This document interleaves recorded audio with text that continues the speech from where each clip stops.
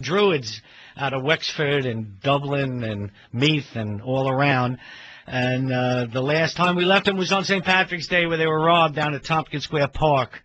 Car broken into and instruments gone. And Eliza said to me, as she was talking to Mick O'Brien, one of the founders and lead singers in the Druids, she said, Mick, you're causing trouble everywhere you go. And I said, no, they're causing trouble places that they're intending to go. They're not even there yet, and they're causing trouble. I saw up on Facebook that the Druids now have lost a gig in Glasgow because a group over in Glasgow run by Provisional Sinn Féin has trying to ban them from playing in Glasgow. Mick, what exactly is going on, and when were you heading to Glasgow? Well, what's going on is a very good question. When were we heading to Glasgow? We're due to sail out to Glasgow next Friday, the 20th of April, and we are going. We won't be stopped going.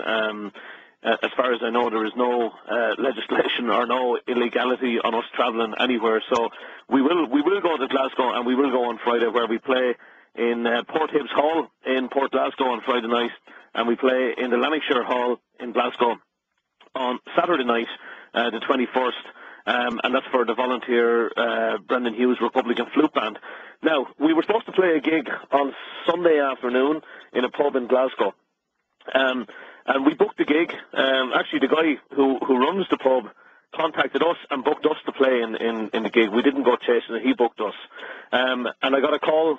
Everything was fine, and I got a call last night from him basically saying to me, and very sincere, basically saying, look, Mick, I have to cancel you. I'm going to have to get the communication from a group called Corgin na HÉireann in Scotland, basically saying to us that if we allow you to play in the pub, that basically they will direct their people somewhere else. In other words, he'll get no more customers. It's not his fault, and I completely understand that as well. He has to earn a living, and we don't hold any grudges towards him whatsoever. Now, this goes back a good bit ago, John, where probably about 2 years ago, maybe about 2 years ago, we were contacted by Sinn Féin here in Ireland. We were contacted by a local representative here in County Kildare, and basically the communication was as follows, saying to us that they had become aware that we were playing music and playing gigs for other Republican groupings, basically RSF, Republican Sinn Féin, and some other groupings as well. And we were also playing, at that time, in the Players' Lounge in Dublin, which was owned by John Stokes. And basically the communication was that if we did not cease playing for them organisations and playing in that particular venue, that we would go on a banned list. Now, I don't mean a music band list, I mean a banned list, a blacklist. And what appears to happen is that has come to fruition, where we are now blacklisted. Yeah. And what is exactly this group? Who do they represent in Glasgow, and where do they get their marching orders from?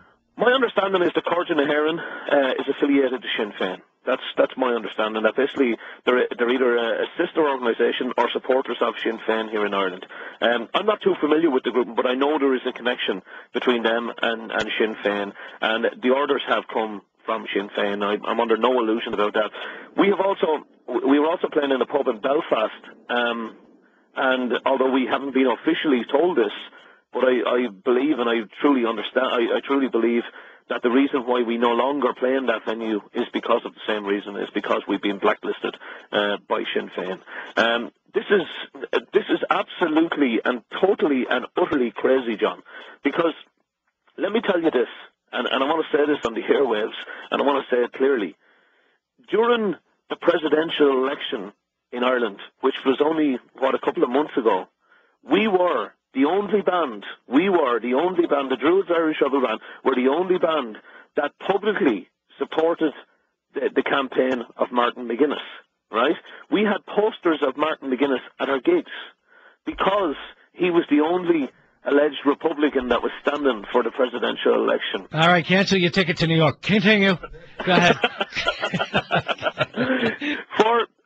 For the previous election, general election in Ireland, because the Republicans standing for election in Ireland, the only people that you can vote for if you're a Republican is for Sinn Féin, because no other, like RSF don't run a candidate or any other Republican group. And so for the general election a year ago, March a year ago, 12 months ago, we supported Martin Kelly, who ran here in Kildare, and we supported Jason Turner, who ran here in Kildare for Sinn Féin as well. Now, my understanding, John, is that no other group and no other band has done that. But yet, Sinn Féin has us on a band list, which is absolutely ridiculous. Our stance has always been very, very clear. From the very beginning, our stance has been that we are an independent Republican band. We play for everybody. And Mick, also you were up in County Tyrone playing for Jerry McGill.